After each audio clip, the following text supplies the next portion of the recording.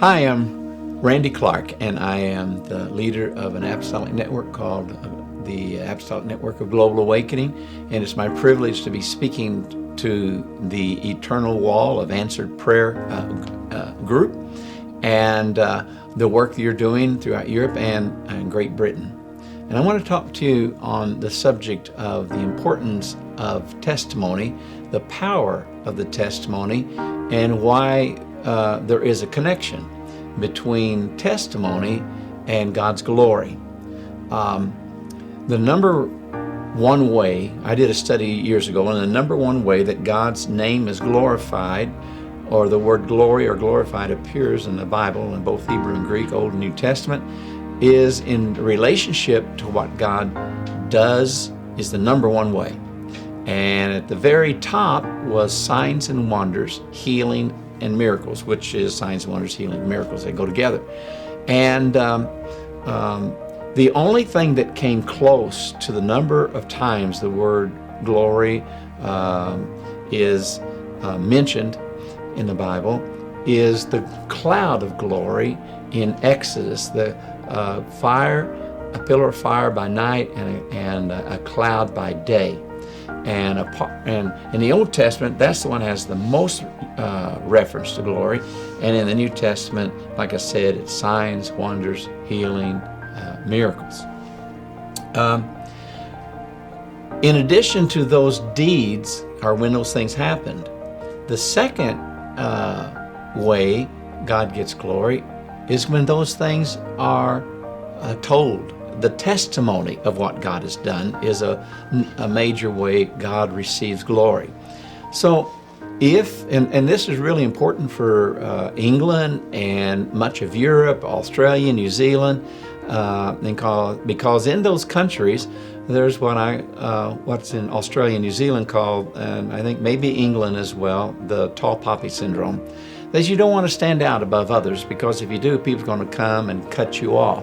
And another myth or another strategy of the enemy, because the enemy likes to deceive us by getting something into our culture that becomes a cultural value that we don't want to violate or go against that cultural value. And I think for the English, it's the underspoken.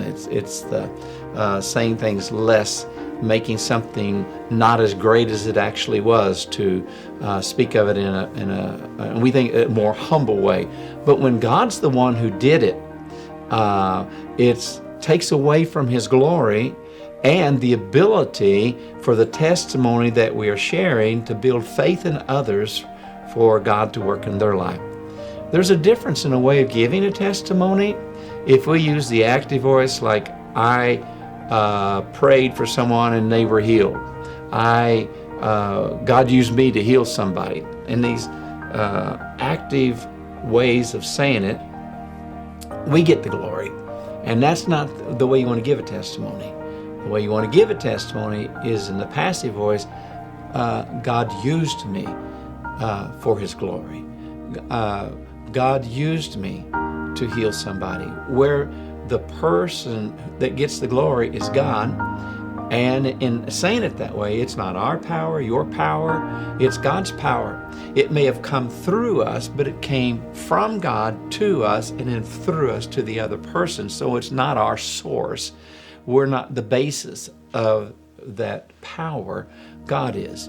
That healing grace, that healing gift, it's not ours. It's God. And so I want to encourage you, because the testimony builds faith for others to be healed. And when you're telling your testimony, if you had a gift of faith that God created, because I believe, when I say if you had a gift of faith, in my mind, I know that the gift of faith is just that. It is a gift. It's not something we can work up, grow, manufacture.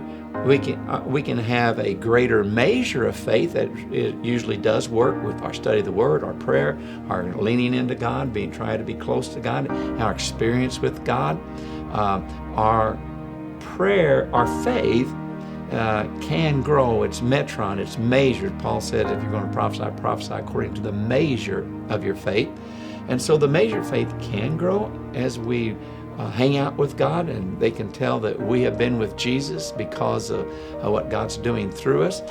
But the gift of faith, on the other hand, is just that. It's a gift, and that gift almost always happens because God in His grace gives another gracelet, or another word for gracelet is a gift. It's from which we get the word charismata, from charismatic. And so it gives God all the glory, and He's the source of it. When we have a gift of faith and we act and tell our testimony as if we didn't, we're actually not telling the truth.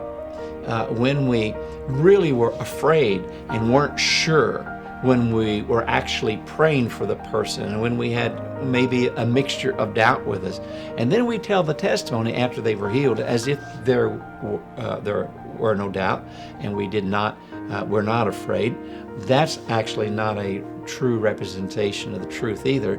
And it's really encouraging to someone if they hear that, just to be honest, if they hear that, man, you weren't sure, but you stepped out anyway, you were afraid you might miss. Well, people can identify with that as well. So I want to encourage you to give your testimony of what God has done in your life, what God does through you, that God does through you, and so that others can know what God is doing. In the Bible, testimony builds faith. I believe in chapter 8, verse 42 and following, the one with the issue of blood in Luke's gospel, her faith was based upon she had heard the story. This is my opinion, I can't prove it, but she heard the story in Luke chapter 6, where everybody was trying to touch Jesus because power was coming out of Him and healing them all. And that story, that testimony, is what gave her faith. In telling that story in Matthew 20,